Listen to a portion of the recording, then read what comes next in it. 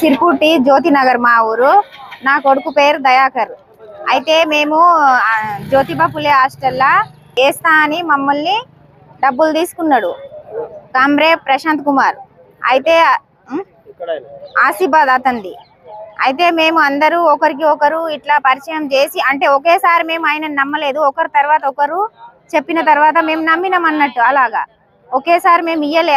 ఒకరికి మా దారి నుండి వీళ్ళ దారి నుండి ఇంకొకరికి అట్లా పరిచయం అయ్యి అతన్ని మేము నమ్మినాము 26 మంది. అయితే అతను ఏం చేసిండు, రేపు ఎల్లుండి అని 2 నెలలు అయిపోయినా కూడా మాకు ఏది కూడా చెప్పలేదు. ఒక రోజు రమ్మన్నాడు, కాగజ్ నగర్కి రమ్మన్నాడు. మేము వచ్చేసరికి అతను సెల్లులు చిచ్చా పెట్టిండు. బాలాజీ నగర్ లో రూమ్ రెంట్ ఉంటా అని చెప్పేసరికి మేము ఒక రోజు మొత్తం మంది వచ్చి అతన్ని వెతికినాము. అయితే అతను మాకు ఎంత వెతికినా కూడా ఇక్కడ ఆయన ఉండడు అని చెప్పిండ్రు ఆ కాలనీ వాళ్ళు. అది జరిగింది. కలెక్టర్ ఆఫీస్కి వచ్చి మేము సార్ని కలిసి మాకు ఏదన్నా ఒకటి న్యాయం చేయాలని మేము కోరుకుంటున్నాము.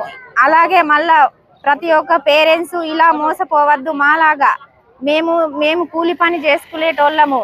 మాలాగా మీరు కూడా ఎవరు దయచేసి మోసపోవద్దు పిల్లలున్న ప్రతి తల్లిదండ్రులకు.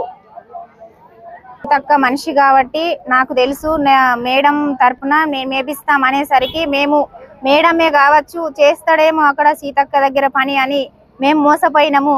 అతను చేస్తాడో చేయడో మాకు తెలియదు అంతా, కానీ చేస్తా అనేసరికి మేము నమ్మినాం సార్ అంతే. కానీ మాకు న్యాయం జరగాలి.